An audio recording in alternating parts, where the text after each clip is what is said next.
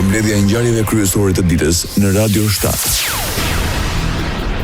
Koalicioni Vlen përfundimisht ndahet nga Alianca për shqiptarët për zgjedhjet e ardhshme vendore. Kryetari i Lëvizjes Demokratike tha se është konstatuar vetë përjashtimi i Taravarit nga koalicioni. Në një konferencë përshtyp, Izet Mexhiti tha se shkak është bërë vendimi i Aleancës për të garuar në zgjedhjet lokale me lista të veçanta për këshilltarët komunave. Në asnjë mënyrë nuk ka pas në asnjë moment vendim nga një parti politike me të shkon veç dhe tjera të shkojnë bashkë. Me atë ai u largu, ai dëshmoi që është në koalicion me Bashkimin Demokratik për Integrim, ai don ta luajë rolin e viktimës. Ne sot vetëm e konstatojmë vetë përjashtimin e tij nga Vleni. Krahas asaj, Mexhiti deklaroi se të gjithë anëtarët e tjerë të koalicionit do të kërkojnë vota në zgjedhjet vendore me lista të përbashkëta për këshilltarët dhe kryetarët komunave. Mexhiti u bëri thirrje votuesve të Aleancës të distancohen nga, siç tha ai, politika përçarëse e Taravarit.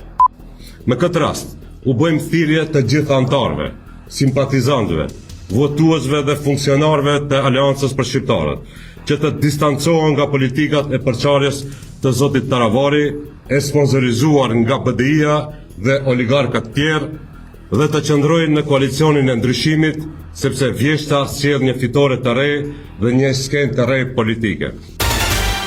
Arben Taravari nga Alianca për shqiptarët deklaron se nuk do të bie pre provokimeve të ish bashkëpunëtorëve të koalicionit Vlen. Pas konferencës për media të koalicionit Vlen, në të cilën ata deklaruan se Alianca për shqiptarët është vetë përjashtuar nga ky koalicion dhe se po i shërbejnë rikthimit të BDI-s, Arben Taravari tha se nuk do të bie pre provokimeve të atyre që duan spektakël politik, mirë po do të qëndroj mirënjohës ndaj çdo partie me të cilën kanë bashkëpunuar. Nuk do të thotë se bëjmë një rrugë të ndryshme dhe kthehemi papritur në të padëshirueshëm. Politika e lodhshme e fajësimit dhe thashëthemeve është e vjetër, shkruan mes të tjerash Arben Taravari.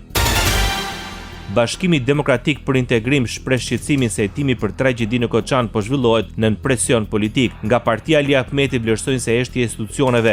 Flet më zëshëm se çdo vendim. U soll një vendim që pothuajse të gjithë të ndaluarit të lirohen nga paraburgimi aktiv. Përveç Kreshni Bekteshit, i cili vazhdon të mbahet në paraburgim, një person që prej kohësh është në shënjestër të akmarrjes politike. Kjo tashmë nuk është çështje individuale, por është një model i rrezikshëm i drejtësisë selektive që po shndrohet në instrument për presion dhe eliminim politik, deklarojnë nga partia më e madhe opozitare në Maqedoninë e Veriut. Rajoni. Dështoi dhe vazhdimin e seancës konstituive të Kuvendit të Kosovës. Kryesuesi i saj, Avni Deari, kërkoi rikthimin 19 prill në orën 12. Ai tha se gjatë konsultimeve me përfaqësuesit e partive politike nuk kishte marrëveshje se si të shkohet përpara. Merret kryeministri në detyrë, Albin Kurti, refuzoi të përgjigjet nëse i ka votat për konstituimin e kuvendit dhe më pas krijimin e kabinetit të ri qeveritar. Pjesëtari i koalicionit qeverisës në Kosovë, Nenad Rashish, tha se është normale që partia me më shumë vota të jetë bartëse e përgjegjësisë për krijimin e qeverisë. Por këtë ai kërkoi votat për konstituimin e kuvendit dhe fillimin e procedurave për krijimin e koalicioneve që do të japin shumicën qeverisë. Kryetari i Lidhjes Demokratike të Kosovës, Memli Krasniqi, tha se në mungesë të ndryshimit të rrethanave qëndrimet mbeten të njëjta për konstituimin e kuvendit të Kosovës. Në këtë kushte nuk ka miratim të raportit Komisionit Mandateve, deklaroi Memli Krasniqi. Kryetari i Lidhjes Demokratike të Kosovës, Lumir Abdigjiku, këmbguli se kryeministri dhe ministrat nuk mund të betohen si deputet as sot, pa i dhënë dorëheqjet nga pozita zyrtare. Para nisjes së seancës konstituive, Abdigjiku tha se qeveria Abdullah Hoxhit ka vepruar sipas procedurave 4 vite më parë, se ai e ministrat e zgjedhur deputet kishin dhënë dorëheqje. 4 vite më parë në Kuvendin e Kosovës, kryeministri Atash Moti, ministri i Shëndetësisë, Zemaj nuk kishin nërë në seancën konstitutive për përvetimin, shqetësoni, e keni inqizimet, kanë ardhur në seancën pasuese pasi kanë dorëzuar deputetët. Ishte Lumir Abdigjiku nga Lidhja Demokratike e Kosovës. Kryetari i Aleancës për Ardhmërinë e Kosovës, Ramush Haradinaj, deklaroi se ekspert procesit dhe ligjit kanë rekomanduar që të mos votohet raporti në lidhje me quorumin apo praninë, sepse në këtë mënyrë bëjmë shkelje të ligjit. Bash ligjit të ri që ka bërë qeveria, që ka bërë Kurti, ai dohet me dhënë dorëheqje para dhënies zhbetimit, në fakt para certifikimit të rezultatit. Ata që janë më të mirë procedurat, që thonë nuk jam unë eksperti më i mirë, na kanë sugjeruar që mos më votu, se ne bëjmë shkelje të ligjit Nëse votojmë raportin për korumin ose për prezencën. Përpara se të futej në kuvend, Haradinaj bëri të ditur se do të votojë në përputhje me qëndrimin e partive të tjera opozitare. Ai shtoi se nuk ka pasur më komunikim me kryetarin e nismës socialdemokrate Fatmir Limaj, përveç se një përshëndetje të shkëmbyer më 15 prill gjatë seancës konstituive. Gjithashtu Haradinaj tha se duket se deputeti Adem Hoxha i është bashkuar Aleancës për Ardhmërinë e Kosovës, por theksoi se mbetet që ky i fundit ta konfirmoi personalisht.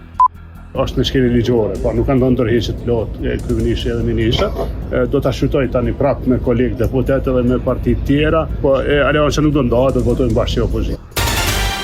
Administrata e Donald Trump do të mbyll afro 30 ambasade dhe konsullata amerikane në mbar botën. Informacionet vijnë përmes një dokumenti të brendshëm të Departamentit të Shtetit. Lista përfshin ndër të tjera ambasadat amerikane në Luksemburg, Lesotho dhe Republikën e Kongos, Republikën e Afrikës Qendrore dhe Sudanin e Jugut. Në të njëjtën kohë, propozohet mbyllja e 5 konsullatave në Francë, 2 në Gjermani, 2 në Bosnjë dhe Hercegovinë dhe 1 në Mbretërinë e Bashkuar, 1 në Afrikën e Jugut dhe 1 në Korenë e Jugut. Në dokument sugjerohet gjithashtu reduktimi i pranisë në 2 vende kyçe për politikën amerikane kundër terrorizmit, Irakun dhe Somalinë, si dhe për ripërcaktimin e masisë së misioneve të tjera diplomatike. Presidenti i Republikës Kosovës i përgjigjet letrës së dërguar nga kryesuesi i seancës konstituive të legjislaturës së 9 Avni Dehari. Në të, Vjosa Osmani shkruan se është detyrim kushtetues për të garantuar funksionimin e institucioneve. Ajo ka rikujtuar se akt gjykimit e gjykatës kushtetuese detyrojnë deputetët të mundësojnë formimin e institucioneve dhe jo t'i bllokojnë ato. Interesi i Republikës Kosovës duhet të jetë udhërrëfyesi ynë suprem, është shprehur presidentja. Reagimi erdhi pasi kuvendi kërkoi interpretim mbi vendimin e kryeministrit për të dhënë dorëheqjen pak përpara seancës për mbarjen e mandatit të deputetit. Përfundoi trajnimi specializuar mbrojtja e VIP-ave në kampin e njësive speciale Vrella në Zlatin në Kosovë. Trajnimi i cili kishte për qëllim rritjen e kapaciteteve profesionale në mbrojtjen e figurave të rëndësishme u realizua në bashkëpunim ndërmjet institucioneve të sigurisë Kosovës dhe Turqisë. Ministri i Brendshëm në detyrë Xhelal Zveshla tha se ky trajnim shënon një hap të rëndësishëm për avancimin profesional të policisë Kosovës. Nivelin në të cilën ndodhet sot policia jonë vazhdon të vlerësohet nga të gjithë qytetarët tonë, pa dallim, si institucioni më i besueshëm në vendin tonë. Policia jonë e ka dëshmuar zbatimin e mandatit saj me efikasitet dhe që është e gatshme në çdo kohë të mbrojë sovranitetin dhe integritetin territorial të Republikës Kosovës, të zbraps çdo plan apo element destabilizues që rrezikon Republikën tonë. Radio 7, zëri pozitiv i qytetit. Qeveria shqiptare është duke përdorur inteligjencën artificiale për të identifikuar mbivendosjet ose kontradiktat që janë krijuar ndër vite mes ligjeve të ndryshme. Përfshirja e inteligjencës artificiale në hartimin e ligjeve është prezantuar nga kryeministri i Shqipërisë Edi Rama në aktivitetin Fuqizimi i inteligjencës artificiale në shërbimet publike digjitale në Shqipëri. Mes të tjerave, ai kërkoi përfshirjen e saj në sistemin e administratës shtetërore me fokus të veçantë në Ministrinë e Drejtësisë. Sipas Ramës, inteligjenca po përdoret si një detektor për të analizuar në thellësi legjislacionin shqiptar dhe për të identifikuar mbivendosjet apo kontradiktat që janë krijuar ndër vite mes ligjeve të ndryshme.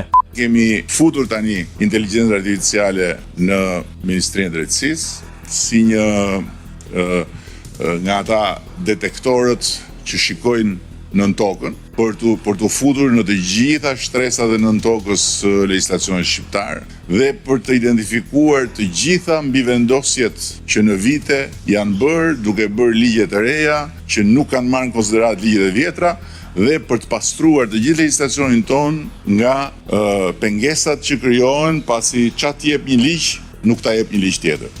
Ai shtoi se modeli i inteligjencës artificiale është aktualisht në fazë trajnimi dhe synimi është që brenda 2 viteve të realizohet një pastrim rrënjësor i legjislacionit shqiptar, duke theksuar se ky do të jetë një proces që nuk është ndërmarrë më parë as nga vendet e tjera të rajonit apo të Mesdheut. Modeli është duke u trajnuar dhe besojmë që në 2 vitet e ardhshme do kemi një pastrim që nuk ka bërë asnjë vend nga këta mesdhetarët, se gjermanët edhe Europa e Veriut nuk kanë shumë nga këto mbivendosjet, se kanë pak ligje dhe kanë shumë rregull. Bota. Këtë vit Bashkimi Evropian pritet ta shpërsojë mekanizmin e pezullimit të vizave. Në këtë mënyrë, Brukseli do ta ketë më të lehtë të heqë regjimin pa viza për qytetarët e 61 vendeve që aktualisht e gëzojnë atë përfshirë të gjitha vendet aspirante për anëtarësim në BE dhe Ballkanin Perëndimor, si dhe Gjeorgjinë, Moldavinë dhe Ukrainën. Propozimi për të shtuar më shumë arsye në mesin atyre ekzistuese për pezullimin e udhëtimit pa viza ishte filluar nga Komisioni Evropian në vitin 2023. Këshilli i Bashkimit Evropian e miratoi qëndrimin e tij për këtë çështje një vit më parë. Megjithatë, për shkak të zgjedhjeve parlamentare europiane në qershor 2024 dhe ngarkesës së madhe legjislative, Parlamenti vetëm së fundmi ka miratuar mandatin për të negociuar. Nëse gjithçka shkon mirë, ligji i ri pritet të hyjë në fuqi në fillim të vjeshtës. Serbia zgjedh qeverinë e re. Ajo do të udhëhiqet nga kryeministri Gjuro Macud dhe do të ketë 30 ministra, prej të cilëve 10 janë ministra të rinj. Në fjalën e tij, Macud tha se Serbia është e lodhur nga përçarje dhe protesta dhe se duhet punohet për harmonizimin e shoqërisë, sepse harmonia mund të ndërtohet përmes dialogut, tolerancës, punës dhe ndërtimit të sistemit të vlerave. Demo Berisha, kryetari i shoqatës së shqiptarëve në Serbi, u emërua ministër për të drejtat e njeriut dhe të pakicave. Kundër emërimit të tij ishte përfaqësuesi i vetëm i shqiptarëve në Kuvendin e Serbisë, Shaib Kamberi. Me marrjen e mandatit, kryeministri i ri tha se synimi do të jetë funksionimi normal i shkollave dhe fakulteteve, puna e të cilave është bllokuar prej muajsh për shkak të protestave të udhëhequra nga studentët. Për zgjedhjen e qeverisë së re votuan 153 deputet, ndërsa 46 deputet votuan kundër në një seancë të Kuvendit të Serbisë të mërkurën. Administrata e Donald Trump do të mbyll afro 30 ambasade dhe konsullate amerikane në mbar botën. Informacionet vijnë përmes një dokumenti të brendshëm të Departamentit të Shtetit. Lista përfshin ndër të tjera ambasadat amerikane në Luksemburg, Lesotho dhe Republikën e Kongos, Republikën e Afrikës Qendrore dhe Sudanin e Jugut. Në të njëjtën kohë, propozohet mbyllja e 5 konsullatave në Francë, 2 në Gjermani, 2 në Bosnjë dhe Hercegovinë dhe 1 në Mbretërinë e Bashkuar, 1 në Afrikën e Jugut dhe 1 në Korenë e Jugut. Në dokument sugjerohet gjithashtu reduktimi i pranisë në 2 vende kyçe për politikën amerikane kundër terrorizmit, Irakun dhe Somalinë, si dhe për ripërcaktimin e masisë së misioneve të tjera diplomatike. NATO garanton mbështetje për Ukrainën. Sekretari i përgjithshëm i Aleancës, Mark Rutte, theksoi se më shumë se 20 miliardë euro ndihmë sigurie janë premtuar nga aleatët e NATO-s në 3 muajt e parë të vitit 2025. Rutte vizitoi Ukrainën të martën dhe u takua me presidentin e Ukrainës Volodymyr Zelensky në qytetin e Odesës. Të dy vizituan spitalin në Odesa dhe u takuan mushtarë Ukrainës të plagosur. Vizita e tij erdhi disa ditë pasi 2 raketa balistike ruse goditën qytetin Sumi, duke vrarë të paktën 35 persona, përfshirë 2 fëmijë dhe plagosur 119 të tjerë. Shtetet e Bashkuara të Amerikës ka reduktuar vlerësimin e Kosovës për ndihmën e dhënë Ukrainës që nga pushtimi i Rusisë të vitit 2022 në rreth $100 miliardë nga $300 miliardë, raportoi Bloomberg News. Presidenti i Ukrainës Volodymyr Zelensky tha të martës se bisedimet me SBA në lidhje me një marrëveshje mineralesh janë pozitive dhe se priten më shumë takime. Muajin e kaluar, administrata Trump propozoi një marrëveshje të re më të zgjeruar për mineralet me Ukrainën. Marrëveshja kërkon që ajo të vendosë në një fond të përbashkët investimit të gjitha të ardhurat nga shfrytëzimi i burimeve natyrore nga ndërmarrjet shtetërore dhe private në të gjithë territorin e Ukrainës.